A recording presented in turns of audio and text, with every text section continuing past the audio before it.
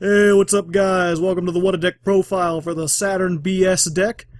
B.S. of course stands for Burn Stall, or Bullshit, whichever you feel more like. I'm just going to go through the cards here real quick, show you what's in the deck, and then I'll explain how it works. So we're running 3 Agent of Judgement Saturn, 3 Zeradius, Herald of Heaven, 3 Bountiful Artemis, 3 Meltiel, Sage of the Sky, 3 Radiant Jural, 3 Marshmalon, 3 Aroma Jar, 3 Cards from the Sky, 3 Sanctuary in the Sky, 3 Draining Shield, 2 Solemn Wishes, 3 Great Horn of Heaven, 2 Divine Wrath, and 3 Divine Punishment. Lots of Heaven and Divine in this deck. Extra deck, we've got 2 number 85 Crazy Box, a number 39 Utopia, number 103 Ragna Zero, Constellar Omega, number 50 Black Ship of Corn, number 101 Silent Honor Arc, number 82, Heartland Draco, Castel, the Sky Blaster Musketeer, number 44, Sky Pegasus, Levier the Sea Dragon, Wind Up Xenamanes, number 49, Fortune Tune, we got 2 of those, and 1 Slacker Magician. And then the extra deck, the only stuff, or not the extra deck, the side deck, the only stuff that you would actually want to side in as potential options, I'd say, would be Divine Wrath and Destruction Jammer. Destruction Jammer is discard 1 card and negate the activation of anything that destroys cards on the field. Or no, that destroys monsters on the field, I'm sorry. Because we run a lot of monsters that can't be destroyed by battle. So oftentimes, if you run into high destruction, this can be a lot better than Divine Wrath. Likewise, sometimes you want more Divine Wraths than you want Great Horn of Heaven. Other counter traps, this deck runs on counter traps, so you can always throw those in there. So basically, the idea behind this deck is Agent of Judgement Saturn. He says, when your life points are higher than your opponent's, you contribute this card to inflict damage to your opponent equal to the difference. But you have to control a face-up Sanctuary in the Sky, and you can't battle this turn. So the whole point is to stall and get more, like, double your opponent's life points, and then use Saturn's effect to deal massive amounts of burn damage, like 10,000 burn damage in one turn. We do this, of course, to the basic combo. You need Saturn, you need Sanctuary in the Sky, and you need a lot of life points. So everything sort of goes along with that or the stalling element. So we've got Zeradius, the Herald of Heaven. You can discard him to add Sanctuary in the Sky. So he's search power. You can add in Terraforming too. Because Sanctuary is not that great on its own, it just stops you from taking battle damage while you control a fairy. I didn't feel the need to add Terraforming in here. But after playing the What a Deck, it might be more efficient if you added some in too. Depends if you want to go faster. It's weird because you want to go fast with this deck, but you also don't want to go too fast because you need a few turns to build up to get the life points you need. We're also playing Bountiful Artemis. Every time a counter trap activates, draw 1 card. He's more draw power because we're playing a lot of counter traps.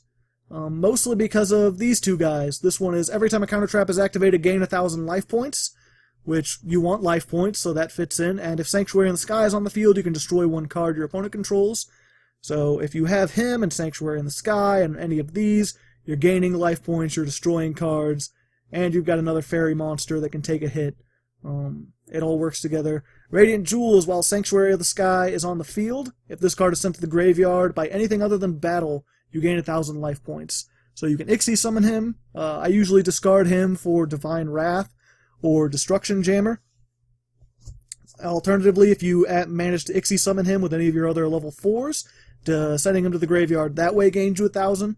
And sometimes I like to set him, if you got like a Marshmalon, I set him too, just in case they Dark Hole. Like, yeah, you lose both of them, but at least you gain 1,000.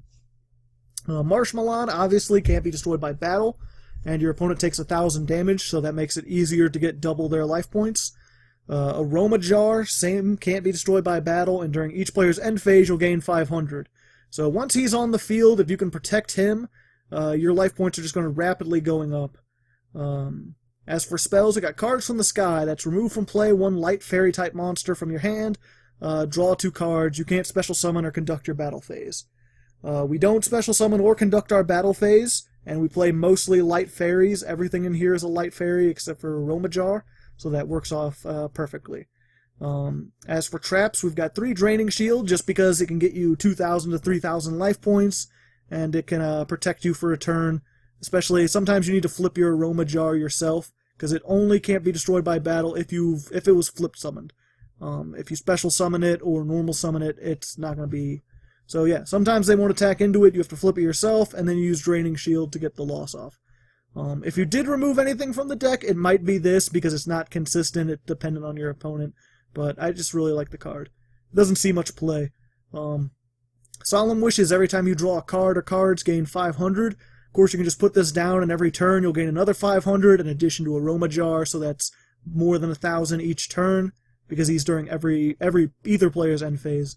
Likewise, if you draw a card from Bountiful Artemis or from Cards from the Sky, you're also getting life points. I only play 2 of them because you don't want to fill up your card zones with them, and they're not too useful in a jam. You don't want to top deck Solemn Wishes. You much rather want to get these guys. Great Horn of Heaven, just a good new counter trap. Good to have something new in here. Again, because we have the counter trap synergy. Pretty much the last 3 of these. Like this one will stop a special summon, and it'll end your opponent's main phase, so that's another turn you can stall for. Divine Wrath will stop most monster effects, because oftentimes they'll use Castell to get rid of these. So using Divine Wrath will help that, and because this guy's discard fodder. Again, you can switch that in for Destruction Jammer. And then Divine Punishment is just negate anything while Sanctuary of the Sky is on the field. I really didn't want to miss this with Sanctuary in the Sky, but I ran into a lot of times where I either had this and not Divine Punishment, or I had Punishment without Sky. Maybe switch it out for Destruction Jammer or one of your other counter traps. Might work a little bit better. The extra deck's mostly for show. I rarely go into it. Crazy Box is here if you really need to stall. He's 3,000 attack. He's also good against skill drain decks. Decks that negate effects are kind of coming back. He can stall. He's going to let you draw cards. He's 2 light monsters. Most of this is staple stuff. Sky Pegasus. Your opponent can pay 1,000 life points to negate its effect, so that's another way to gain life point advantage on your opponent. Because you banish cards with Cards from the Sky, we have Leviair, because we play Marshmallow, so you can easily get 2 of them on the field at once. Likewise, Fortune Tune, you're going to gain 500 during each of your standby phases, and so yeah, it's just more life point gain. And Slacker Magician just for 2 Aroma Jars. There's some occasion where it's better to have her than Aroma Jar. I rarely use it, but that's just the case. Most of the side deck is just extra stuff you might want to run. Zolga's pretty interesting. When this monster is tribute summoned, you gain 2,000 life points, so it's just more life point gain, and you do have to tribute to get Saturn. Ariande, the Absolver, I didn't want to play her because she's not out in the TCG yet, but she's perfect example for this. I mean, she helps counter traps so much, and I'm sure if you threw in some more Pendulum stuff, you could Pendulum out Saturn, if they have more counter fairy related Pendulums. I didn't look too much into it, because again, I was trying to make a more old school deck, but you'd probably want to throw this in here once this comes out.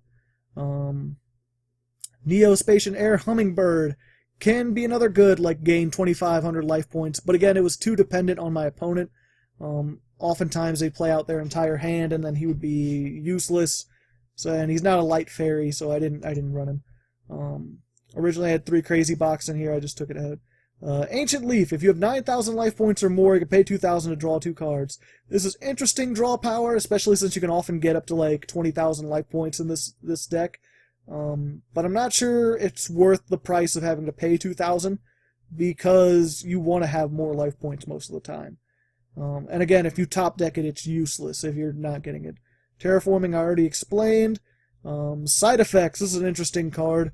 Your opponent chooses a number 1 to 3, draws that many cards, you gain 2,000 life points for each card. It's a great way to just suddenly gain 2,000 life points. I had this in here for a while, but people were just getting too much card advantage, and it's not essential.